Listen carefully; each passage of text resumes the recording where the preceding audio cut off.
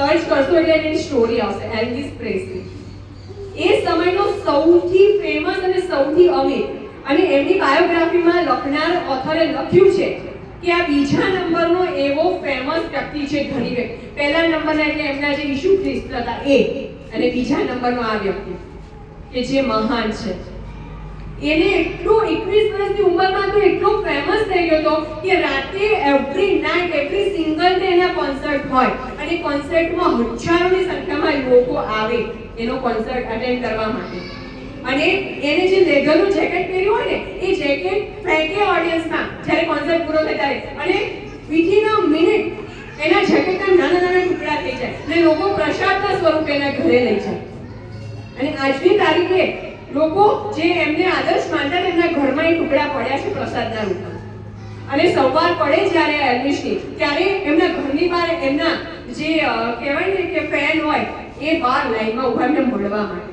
આટલું એમનું fan following, આટલી એ રોયલ લાઈફ જીવતા હતા.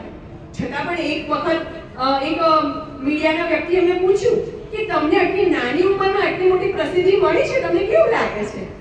ત્યારે એલ્વિસ જવાબ આપે છે કે એક્સ્ટ્રીમલી અલોન, એકદમ એકલતાનો અનુભવ કરું છું. લક્ઝરિયસ લાઈફ જીવનાર વ્યક્તિ જેની પાસે કોઈ જ ખોટ નથી, પૂરું ભૌતિક સુખ. એ સમય એના નામની 79 બ્રાન્ડ્સ હતી કે જે એના નામથી ચાલતી હતી. એલ્વિસ કે જે હવે થોડુંક સ્પેલિંગ ફેર કરીને લેવિશ તરીકે ઓળખાય છે, એ હકીકતમાં એલ્વિસ હતી જેના જીન્સ જેકેટ્સ બધું મળે છે, એ એલ્વિસની કહું. એટલી રોયલ લાઈફ જીવતા હતા, છતાં પણ 33 વર્ષની નાની ઉંમરે એમને સુસાઇડ. શું કમી હતી? બધું જ ભૌતિક સુખ હતું, છતાં પણ 33 વર્ષની ઉંમરે એક સાથે એટલી બધી સ્લીપિંગ પિલ્સ લઈને એમને આત્મહત્યા કરી. આ સ્ટોરી કહેવા પાછળનું તાત્પર્ય એ છે કે જીવનમાં સુખી થવા માટે ભૌતિક વાત જરૂરી નથી, માનસિક શાંતિ જરૂરી છે. તમારી પાસે કરોડોની અબજોની સંપત્તિ હોવા છતાં જો અહીંયાથી તમે શાંત નહીં હોય, સુખી નહીં હોવ ને, તો તમને શાંતિ ક્યાંય નથી મળવાની. પણ જે વ્યક્તિ અહીંયાથી સંતુષ્ટ થઈ જશે ને, એને પછી ઝૂંપડામાં પણ શાંતિ મળશે. એટલે આ જે સ્ટોરી છે એ જ સૂચવે છે કે ભૌતિકવાદમાં સુખ નથી, સુખ શેમાં છે? સંતોષમાં. આપણે બધા કહીએ છીએ ખબર છે, જો જીતા વહી સિકંદર. સિકંદર એટલે દુનિયામાં કોઈની તાકાત નથી જેને હરાવી શકે. એ સિકંદર છેલ્લે ભારતમાં આવ્યા ત્યારે એક બીમારી, એક રોગ કે જેની કોઈ ઈલાજ નહોતો, એ રોગના કારણે એમનું મૃત્યુ થયું. પણ અંતિમ સમયને 3 વાત કહી. જ્યારે અંતિમ સમયમાં હતા, એ રોગી હતા અને રોગનો કોઈ ઈલાજ નહોતો, ત્યારે અંતિમ સમયે છે એને 3 વાતો કહી છે. એ 3 વાતોમાં પહેલી વાત એ કે જ્યારે મારી નનામી કાઢવામાં આવે અંતિમ યાત્રા, ત્યારે બધા ડોક્ટર મારી અંતિમ યાત્રા કાઢે. કે દુનિયાને એક મેસેજ આપવા માંગુ છું કે આખી દુનિયાને જીત્યો છતાં પણ કોઈ ડોક્ટરની તાકાત નથી કે મને જીવાડી શકે. બીજું કે મેં જેટલું સોનું ચાંદી જીત્યું છે બધું મારી નનામી દીકરીના રસ્તામાં પાથરજો, કે એ મારી જિંદગી બચાવી નથી શકતા. અને ત્રીજું કે જ્યારે મારા પર કફન ઓઢાડવામાં આવે ત્યારે મારા 2 હાથ કફનની બહાર રાખજો, જે સૂચવે કે આખી દુનિયાને જીતનાર પણ જ્યારે ઉપર જાય છે ને ત્યારે ખાલી હાથે જાય છે. આ સંદેશ એને આપ્યો છે સિકંદરે દુનિયાને. દુનિયા જીતીને પણ હું હારી ગયો, કે જીવનના મૂલ્યો હું શીખી ના શક્યો. આપણે આખી જિંદગી મારું મારું મારું કર્યા કરીએ છીએ, પણ શું આપણું છે? ખાલી હાથે આવ્યા, ખાલી હાથે જ જવાનું છે. કશું લઈને નથી આવ્યા, કશું લઈને નથી જવાનું. અને એટલા માટે જ ભગવાન કહે છે કે જે તું માણે છે અહીંયાનું જ છે, અને જે મૂકી જવાનું છે અહીંયા જ મૂકી જવાનું છે.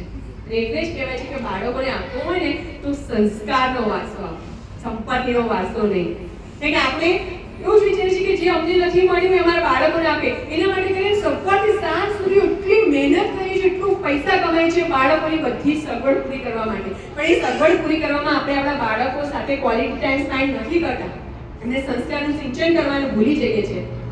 અને આપણે આટલું બધું આપ્યા છતાં પણ આપણે ગયા પછી સંતાનો એ રોડ પર આવી જાય છે. કેમ? કારણ કે સંપત્તિને કેમ વાપરવી ને એ સંસ્કારનું મૂલ્ય આપણે એને શીખવવાનું ભૂલી જઈએ છીએ. હે ને? એક મસ્ત મજાનું ગીત છે કે કર્મનો સંગાથી રાણા મારો કોઈ નથી. પછી એક મસ્ત લાઈન છે કે એક માતાના 2 2 સંતાન હોય, એકનામાંથી સુખની ચાદર હોય અને બીજા એ ભારા વેચીને ખાતો હોય. અને આજના સમયની પરિસ્થિતિ હું દ્રષ્ટાંત આપું, અંબાણી, ધીરુભાઈ અંબાણી, કે જેમણે કેટલું સ્ટ્રગલ કરીને કમાયા, એમના 2 દીકરાને તો સરખું જ આપ્યું, પણ એકે જાળવી રાખ્યું. મુકેશ અંબાણી અને અનિલ અંબાણીએ જાળવતા ન આવ્યા છે, દેવામાં છે. તો આ છે કર્મનો સિદ્ધાંત કે તમે કઈ રીતે એને વાપરો છો, સતમાર્ગી એને જોડે વાપરો છો, કઈ રીતે એનું મેનેજમેન્ટ કરો છો. એના સંતાનોને પણ મુકેશ અંબાણી શીખવ્યું છે. ભલે એ અબજોપતિ છે છતાં સંતાનોને એ નાની પરિસ્થિતિમાં કેમ રહેવું એ શીખવ્યું છે.